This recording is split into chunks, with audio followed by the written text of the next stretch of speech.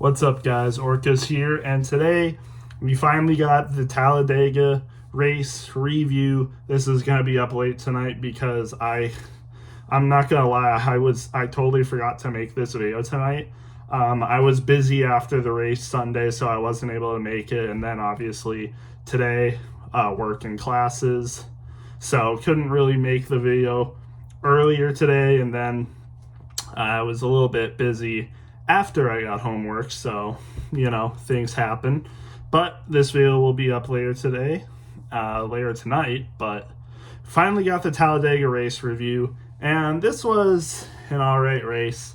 Not very happy to talk about this because my favorite driver, you probably all know by now, Michael McDowell, wrecked himself out of the race. It wasn't all his fault. Like, yes, it was his fault. He had a late block on Keselowski. He could have blocked sooner. I feel like it was definitely a little delayed, and then he spun himself out and lost the race, unfortunately.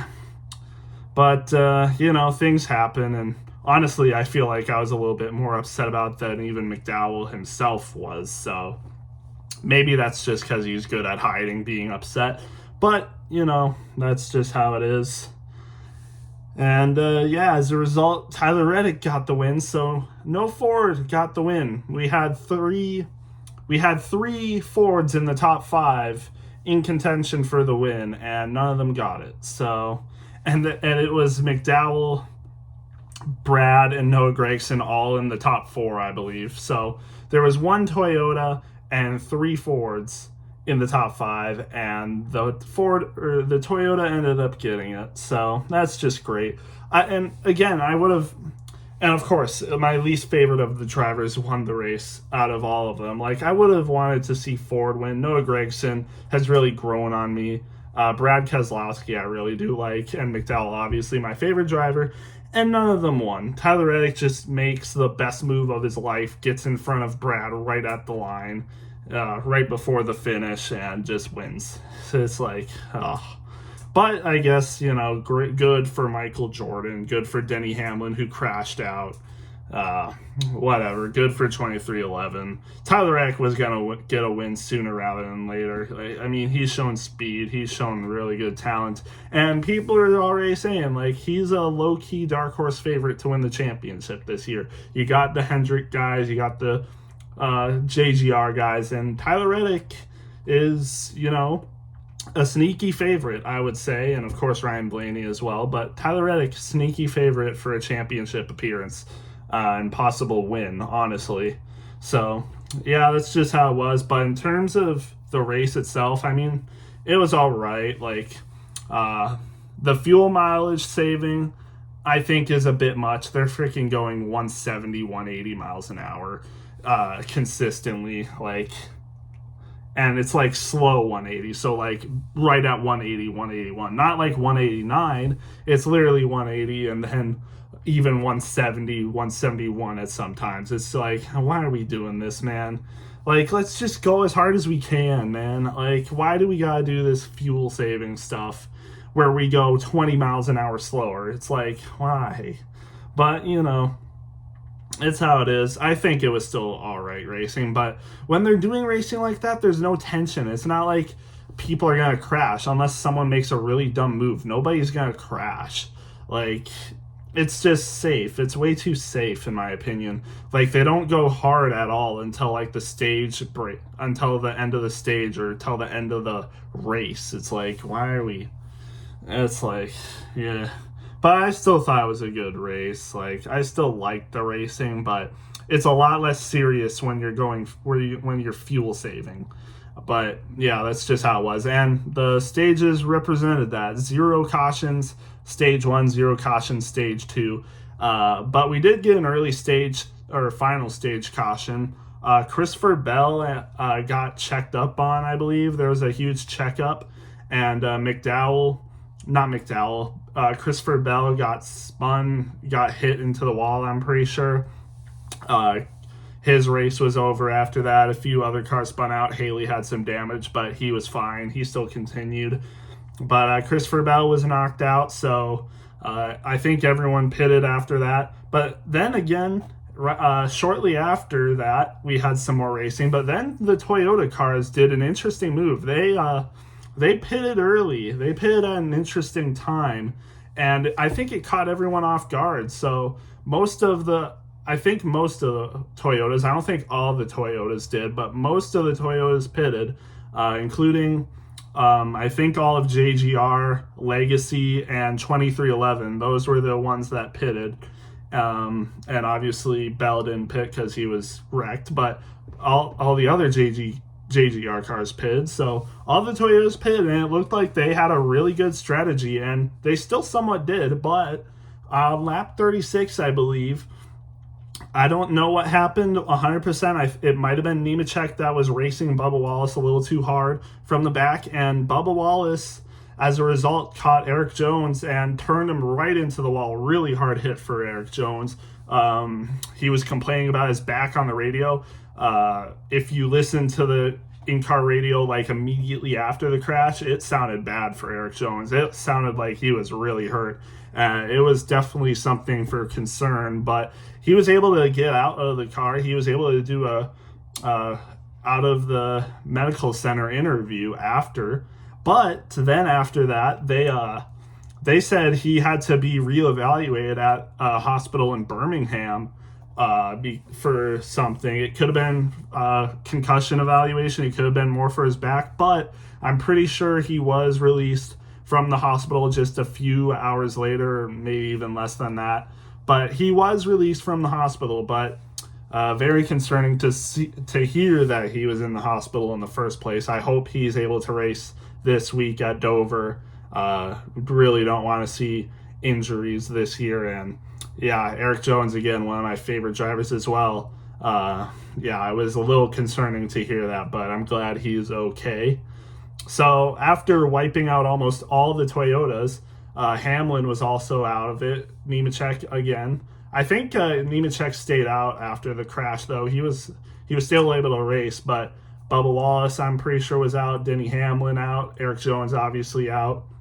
So then we just had four Toyotas out of the race after that. So literally no other cars were out of the race. And then after that, again, it was more racing. McDowell had the lead for so many laps, and then right at the very end, maybe puts a little bit of a too hard block on Keselowski and wrecks himself. It was really unfortunate, but that's just how it was.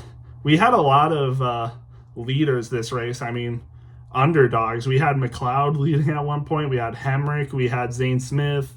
Like, we had a lot of underdog drivers leading the race at one point, so that was fun to see. But McDowell led all the laps from like lap 30 until the very end. He led more laps than his number, which is 34. He led more laps than that and then just wrecked. It's like, man, I hate that, It's hard being a McDowell fan. He doesn't get many wins, if any, in a season. He had one last year that got him into the playoffs, but who knows if he's going to do that again. Talladega might have been his best chance to get a win this year, to be honest. And we don't know how he's going to perform at road courses. He didn't perform that well at COTA, so we don't know how he's going to perform at these other road courses. We don't know how he's going to perform at Daytona later this year. It's just, it's tough being a McDowell fan, especially not knowing if he's going to get a win. This might have been his best chance to get a win this season to make to the playoffs. It's just like, it's hard. But, even if he doesn't make the playoffs, he still has the fall of Talladega. He still has Charlotte Roval, I believe, or something like that. There's a road course in the playoffs this year, so maybe that. But, again, hard being a McDowell fan. But speaking of the crash, it was a huge crash to end the race, and LaJoie actually ended up flipping. Fox was terrible at broadcasting it. They were terrible at broadcasting most of the race in general. So many commercials. Like, we had a commercial with 5 laps left to go in stage 2 to end the race. They put a commercial with 5 laps left in stage 2. That's just crazy. But yeah, they did such a terrible job at the end of the race. Like, they just couldn't get the wreck to save their lives. Like, it was obvious that something happened, like the joy flipped, but they just didn't. It took them like 6 minutes to find the right angle and just didn't show it at all. But finally they got one, and it was evident what happened, and actually in-car cameras showed a lot better footage. But Corey LaJoie, first it was Josh Berry that got some air. He got some serious air. Didn't flip, though. And then LaJoie came crashing in, rolls onto his side. He's literally wall riding all the way to the finish line, wall riding on his side. And then once he crosses the finish line, rolls on his lid and then flips one time. It's like, holy shoot, what a wreck at the end. But again, Barry had some serious air too. He could have flipped as well, but yeah. And then there was a funny moment, like before LaJoie started like completely wall riding. He flipped over on top of Ryan Preece. They were almost both on each other's lids. It was crazy. It looked like the scene from Cars for like a split second, where both of them are on top of each other. But no, it was an insane wreck at the end. And again, LaJoie did flip once, but yeah, insane wreck at the end. Great Talladega race, but again, the finish, it's yes and no for me, because I really wanted to see McDowell win.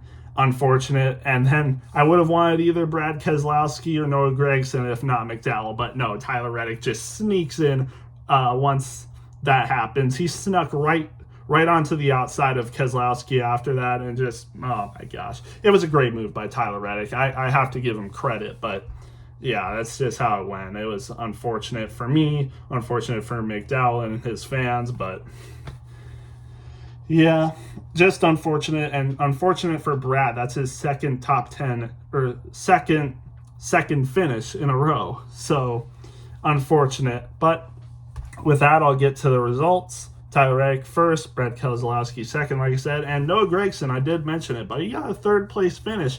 That's his first top 5 as a full-time Cup Series racer, so good for him. I think he's doing really good, and RFK really did appreciate Noah Gragson. He was pushing Brad Keselowski on the inside lane that entire time for like 30-something laps, and he did a really good job. He has earned a lot of respect from RFK, and I hope he gets a lot more respect from more fans as well, especially after his tragedy of last season. I think he's working his way up. I think he can do really good. And if Stewart-Haas sells 1 or 2 other charters and Noah Gragson's one of them to go, hey, maybe RFK can pick him up buying a charter, but we'll just have to see. And then otherwise, to round up the top 5, we had Ricky Stenhouse Jr. found his way to the top. Interesting for him. And Alex Bowman. So good for him. Then we had Alfredo gets a top 6. Interesting race for him. Part-time driver, able to get into the top 10. William Byron 7th. Todd Gilliland 8th. McDowell's teammate finds himself a top 10. He ran a good race. Daniel Hemrick gets a 9th place finish. And Harrison Burton gets 10th. How about that for a low tier driver list? I mean, Harrison Burton, Daniel Hemrick, Todd Gilliland, Alfredo, and Ricky Stenhouse, and even Noah Gragson. Like, those aren't, top tier drivers, and they found their way to the top 10. So good for them. Really the only notable drivers that made the top 10 were, I would say, Alex Bowman, William Byron, and Tyler Reddick, and maybe even Brad Keselowski. But the other 6, hey, they're pretty unknown. But yeah, that's how it was. Martin Truex was in the front. I'm not sure what happened, but he finished outside the top 10, got 11th. Chase Briscoe with 12th, Ross Chastain 13th, Ryan Preece 14th. Was in the wreck, but still got a 14th place, so good for him. Josh Berry, who had the serious error, gets 16th. Chase Elliott 15th as well, forgot to mention that. Carson Hocevar with the 17th place finish. And yeah, that's not bad for him, but would have liked to see him run a little better. But he was like right next to Corey LaJoie, who, by the way, finished 18th. So even though he was riding the wall, flipped after the finish, he still got 17th or 18th. So that's interesting. Joey Logano and Ryan Blaney finished 19th and 20th. That's a little weird. I would have thought I had Joey Logano winning, and I would have thought Ryan Blaney would have been up front too. I'm not sure what happened to Penske, but they just didn't run that great today towards the end. But sometimes that happens. But yeah, that's unfortunate for them. But Austin Cindric had actually a decent race. He won stage 1 and then got second in stage 2. So he got 33 points this race. So that's a good amount of points for him. He definitely needs those, but I think he's definitely going to need a win if he wants to make it to the playoffs. He's not going to run this good every race, that's for sure. So he needs to get a win still. He needed this win today, didn't get it. Unfortunate. Cody Ware, first race, gets 24th. He was running up front a little bit, actually. Chris Buescher, 25th. Suarez, 26th. Kyle Busch, 27th, unfortunate for him. And his teammate, Austin Dillon, ran 30th. I would have thought they would have had a better race as well, but unfortunately, low finishes for them. They're definitely going to need to step it up later. But Shane Van Gisbergen, 28th. Zane Smith, 29th. McDowell, the first DNF, finishes 31st. Unfortunate. BJ McLeod actually had an issue in stage 1, I believe. I think his fuel gauge or something broke. So he finished laps down, I believe. John Hunter Nemechek also finished laps down after the wreck. He was able to get it repaired, but still finished laps down, as well as Justin Haley, who got the 34th. And then to round out the DNFs, Eric Jones, Bubba Wallace, Denny Hamlin, and Christopher Bell. That's your list for the results. Again, not a bad race for me. I'm just a little disappointed in the finish because McDowell, but it was still an entertaining race besides, fuel mileage racing. But, that's just how it is now. I still like super speedway racing a lot more than most races. So, not a bad race for me. I'd give it like an 82 or an 83. A little lower than Daytona, but because of the finish. I actually think, I probably would have it higher than Daytona, but because of the finish with McDowell, I have to put it lower as a fan. But, if I wasn't a McDowell fan, I'd probably give it like an 85, but it loses a few points for me because of that, so it finishes lower than Daytona. But other than that, again, great race.